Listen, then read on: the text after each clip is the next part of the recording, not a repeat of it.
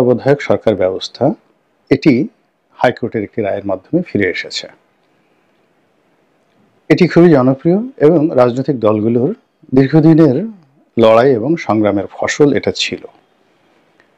এবং বিশেষ প্রেক্ষাপটে একটা সুযোগ নিয়ে আওয়ামী লীগ সরকার এই তত্ত্বাবধায়ক যে সরকার পদ্ধতি এটি বাতিল করে এবং তাদের অনেকগুলো আবদার, অনেকগুলো স্বপ্ন, অনেকগুলো বিষয়াদি সেই আমাদের যে সংবিধানে অন্তর্ভুক্ত করে একটা ম্যাসিভ সংবিধান সংশোধন তারা করে, মানে বড় আকারের সংবিধান সংশোধন করে, যেটি পঞ্চদশ সংশোধনী নামে হিসেবে পরিচিত। সম্প্রতি এই পঞ্চদশ সংশোধনী বেশিরভাগ অংশ বাতিল করা হয়েছে এবং তত্ত্বাবধায়ক যে পদ্ধতি, সরকার পদ্ধতি পঞ্চদশ সংশোধনীর মাধ্যমে যেটি বাতিল করা হয়েছিল সেটিকে অবৈধ ঘোষণা করা হয়েছে। তো যেহেতু বাতিল করাটা অবৈধ, এখন সেটা ফিরে এসেছে বৈধ। এখন আমাদের সংবিধানের যে মূল তত্ত্বাবধায়ক পদ্ধতিটি যেভাবে ছিল বা এখন পর্যন্ত যদি আবার সেটা রিভাইভ হয়, যেভাবে আসে, তা এই মুহূর্তে আমাদের রাষ্ট্রের পক্ষে, রাজনৈতিক দলগুলোর পক্ষে হজম করা সত্যিকার অর্থে কঠিন একটি বিষয়। এখন আমরা অনেক কিছু করছি, অনেক কিছু হচ্ছে, এটি মানে আগেও যেভাবে হয়েছে সেটা প্রশংসা প্রাপ্য নয়, আর এখন যেটা হচ্ছে এটা সমর্থনযোগ্য নয়। বহু আগে সক্রেটিস অথবা প্লেটো, দুজনে যে কোনো একজন এই কথাটি বলে গেছেন, আমি ঠিক এক্স্যাক্টলি নামটা বলতে পারছি না। সেটা হলো, আইন হলো একেবারে জালের মতো, এটি প্রভাবশালী ধনীদের জন্য একেবারে জলবত্তরণম, মানে তারা যেভাবে চায় সেভাবে আইন হয়, আর এটি যারা অসহায়, দরিদ্র, দুর্বল তাদের জন্য মরণ ফাঁদ। আমরা দীর্ঘদিন ধরে দেখে আসছি আমাদের যে আইনগুলো বাস্তবে সেটা যারা প্রয়োগ করেন, আদালত বলেন, কোর্ট বলেন, কাছারি বলেন, অফিস বলেন, পুলিশ বলেন, মিলিটারি বলেন, এটি হাওয়ার উপর নির্ভর করে, মানে বাতাস এখন কোন দিকে প্রবাহিত হচ্ছে। যখন দক্ষিণে বাতাস প্রবাহিত হয়, সবকিছু অনুকূল থাকে, তখন একরকম, আর যখন প্রতিকূল থাকে তখন অন্যরকম। এই যে কোটা বিরোধী যখন আন্দোলন হলো, তখন এটি আসলে আইন আদালতে নিষ্পত্তি হওয়ার পর্যায়ে ছিল, এবং আইন আদালত যদি তখন ঠিক বাতাসটি বুঝতে পারত, তাহলে এখন এক ধরনের ইতিহাস রচিত হতো। কিন্তু যখন তারা বুঝতে পেরেছে, তখন কিন্তু বাতাস নিয়ন্ত্রণের বাইরে চলে গিয়েছে। তো সেই অর্থে সেই 2006 সন থেকে একেবারে 2024 সন পর্যন্ত আইন আদালতের চাঞ্চল্যকর, বিতর্কিত এবং আপত্তিকর অনেকগুলো বিষয়, নিম্ন আদালতের এবং উচ্চ আদালতের, রাতারাতি অতি দ্রুততার সাথে যেভাবে নিষ্পত্তি হয়ে যাচ্ছে, এই বিষয়গুলো আগামীতে যদি গণেশ উল্টে যায়, দক্ষিণের বাতাস যদি আবার উত্তর দিক থেকে প্রবাহিত হয়ে যায় বা প্রবাহিত হওয়া শুরু করে, দক্ষিণে হাওয়া আর একটা হলো উত্তরের হাওয়া, উত্তর পাড়ার হাওয়া, তখন এই বিষয়গুলো এখন যেগুলো হচ্ছে, এইগুলোর কয়টি কিভাবে থাকে এগুলো নিয়ে আলাপ আলোচনা যে হচ্ছে না তা নয়। মূল ব্যাপারটা হলো যে আমরা প্রতিদিনকার যে ঘটনা, প্রতিদিনকার ঘটনা নিয়েই আমরা আলোচনা করতে অভ্যস্ত। আজকে যেটা হচ্ছে সেটা, আগামীকাল কি হবে, আগামী বছর কি হবে, 10 বছর পরে কি হবে, এটি আদৌ টিকবে কি টিকবে না, এই জিনিসগুলো আমরা ভেবে কখনোই কাজ করি না। আমাদের মধ্যে যে অবস্থা সেটা হলো, যে যায় লঙ্কায় সেই হয়ে রাবণ। যত কথা, যত আবেদন নিবেদন, যখন আপনি খারাপ অবস্থায় থাকেন তখন সব কিছু আল্লাহর কাছে আপনি সমর্পণ করেন, নিজেকে আল্লাহর সাহায্য চান, আর প্রতিপক্ষকে আপনি কিছু করতে না পেরে অভিশাপ দেন। আর যে মুহূর্তে আপনি আল্লাহর দয়ায় কিছু পেয়ে যান বা আপনার বিপদ কেটে যায়, অমনি আপনি ঠিক শরীরে একটা ঝাঁকুনি দিয়ে এমন একটা হুঙ্কার দিয়ে দাঁড়িয়ে যান, মনে হয় না যে কোনো কালে আপনার কোনো বিপদ ছিল এবং আল্লাহর কাছে আপনি কিছু বলেছেন, চেয়েছেন, এটাও আপনি স্মরণ করতে চান না। অনেকে তো আল্লাহকে অস্বীকারই করে বসে এবং এই কথা আমার বক্তব্য নয়, স্বয়ং আল্লাহ পবিত্র কালামে পাকে এভাবেই বলেছেন যে তাদের অবস্থা দেখে মনে হয় তারা যে কখনো বিপদে ছিল এটা তারা মানে মনেই করে না। তো এখন এই যে আমাদের বাংলাদেশে একই ঘটনা ঘটছে, একটার পর একটা সিদ্ধান্ত আসছে, এক্সিকিউটিভ ডিসিশন আসছে, একটার পর একটা রায় আসছে এবং একটার পর একটা ঘটনা ঘটে যাচ্ছে যেগুলো বাস্তবে কার্যকর করার জন্য যে প্রশাসন দরকার, যে রাজনৈতিক ঐক্যমত্য দরকার, যে জনগণ দরকার, যে অর্থনীতির দরকার, তার কোনোটাই আমাদের পক্ষে নেই। তো এই যে তত্ত্বাবধায়ক সরকার যখন ফিরে এলো, ফিরে আসার পরে আপনি এখন এটাকে কিভাবে কার্যকর করবেন, এখানে দুটো বিষয় ফিরে এসেছে। এক নম্বর হলো আপনি যদি সংবিধান পরিবর্তন করতে চান এবং বড় আকারে এটাকে পরিবর্তন করতে চান, সেখানে গণভোটের যে বিধান এটি এখানে চলে এলো। তো কাজেই ডক্টর মোহাম্মদ ইউনূস সাহেব এখন সংবিধান সংশোধনের যে তোড়জোড় করছেন, তিনি এটা কিছুই করতে পারবেন না। তাকে এই টোটাল কাজটা করার জন্য গণভোট দিতে হবে এবং এই মুহূর্তে যে অবস্থা আছে, কোনো গণভোট দেওয়ার মতো যে অবস্থা এটি অন্তর্বর্তীকালীন সরকারের নেই।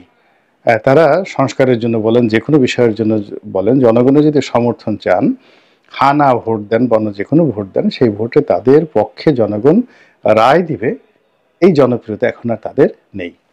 দ্বিতীয়ত, এই যে তত্ত্বাবধায়ক যে সরকার পদ্ধতিটি এখন চালু হয়ে গেল, এটি কিভাবে কাজ করবে? প্রথমত যে জটিলতা শুরু হয়েছে, আমরা এই সংবিধানের অনেকগুলো বিষয় অমান্য করেছি। এই অমান্য করাটাকে আপনি সংবিধান লঙ্ঘন বলতে পারেন। এই অমান্য কিছু কিছু অমান্য রাষ্ট্রদ্রোহ হিসেবে বিবেচিত হতে পারে, কিছু কিছু অমান্য ফৌজদারি দ্বন্দ্ববিধির আওতায় বিচারের পর্যায়ে পৌঁছে যাবে। এরকম অনেক কিছু করা হয়েছে জুলাই আগস্ট বিপ্লবের পরে। এটা না সাংবিধানিক সরকার, না বিচারিক সরকার, না বৈপ্লবিক সরকার, না জনগণের ম্যান্ডেট প্রাপ্ত সরকার। এখান থেকে তাল এনে, ওখান থেকে গোল এনে, ওখান থেকে খাম এনে, ওখান থেকে খাম্বা এনে, ওখান থেকে হাম্বা এনে, সব মিলিয়ে কেমন যেন একটা আলু ভর্তা তৈরি করা হয়েছে এবং সেই আলু ভর্তা এখন না এটাতে আলুর টেস্ট আছে, না এটাতে চপের টেস্ট আছে, নাথিং। কেমন যেন একটা অবস্থা তৈরি হয়ে গেছে। তো সেই অবস্থাতে যখন এখন তত্ত্বাবধায়ক সরকারের বিধানটি এলো, তাহলে এখন তত্ত্বাবধায়ক সরকার কিভাবে গঠিত হবে? যদি গঠিত হয় তাহলে অন্তর্বর্তীকালীন সরকারের অবস্থা কী হবে? এখান থেকে আমাদের জনপ্রিয় যে অ্যাটর্নি জেনারেল আছেন, তিনি যেটা বলেছেন যে এখানে ডক্ট্রিন অফ নেসেসিটি, এই যে থিওরি রয়েছে, সেই থিওরি অনুযায়ী অন্তর্বর্তীকালীন সরকার সুপ্রিম কোর্টের যে মতামত নিয়ে যেভাবে গঠিত হয়েছে, সেটাকে এখন তত্ত্বাবধায়ক সরকারে রূপ দেওয়া যেতে পারে।